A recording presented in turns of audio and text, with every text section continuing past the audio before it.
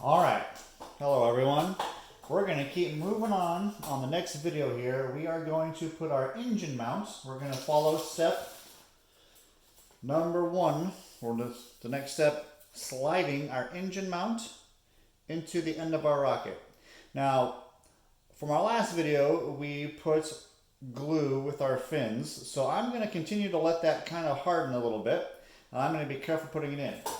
But I know that my launch lug is in this, between these two fins, and I'm going to try and line up my launch lug, or my engine hook, with the launch lug, so that when it's on the pad, the launch pad, it actually makes it easier to get the little igniter connected to the controller. So I have a little epoxy here that I've already mixed, and I'm simply going to look at how far in this goes, and I'm going to say, you know what, right about here I got to put some epoxy on the inside of my rocket.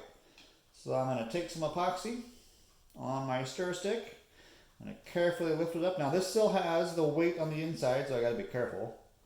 And we're going to put a little wipe of epoxy all the way around. This is something I really can't show you because the camera doesn't really get it. But we're putting a little bit of epoxy all the way around the inside of this tube so we can mount our engine. Now, when we put our engine in, we want to make sure that the end of the mount is flush with the end of the body tube.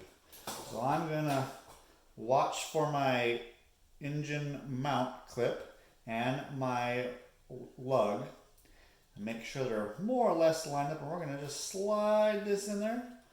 And as I slide it in, I can feel it get into the epoxy, and I'm going to wiggle it a bit. And there you go. It's as simple as that. We're just going to let it sit there and cure. Now, in the same video, we are going to go ahead and take our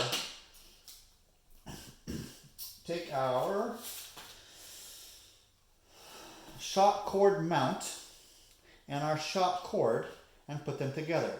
Now this is where you're going to use your clothespin.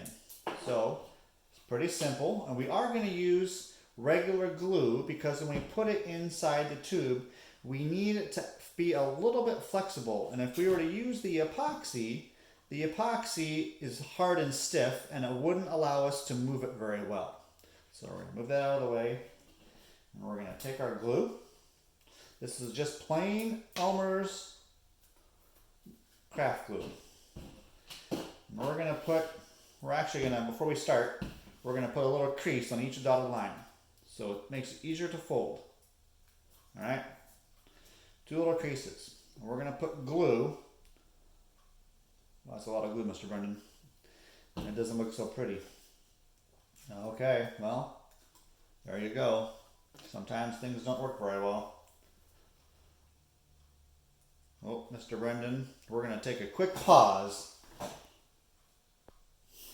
All right, so I fixed the problem with my glue. I needed to shake it up a bit, make sure it was all mixed good. It has been sitting for a little while. I'm just going to put a little dabble of glue. I'm going to take my stir stick and just kind of wipe it on there so it's nice and neat. I'll take my shock cord. And you notice I didn't put any glue on number 1. We don't need any glue on the number 1. We need the glue on the 2 and the 3. So we are going to set our shock cord flat on our table, on our work table. And we're going to roll up the 1 to the 2. And then one more time. And you'll have a little bit of paper left over. And now we're going to take our fancy dancy clothespin, and we're just going to clamp it and let it there set it there on our tabletop so it can cure. And notice that I've kind of curled the edges a bit, and that's okay. If this was epoxy, it would be really, really stiff, and it would be hard to get in the tube, and it would be hard to get the parachute in and out.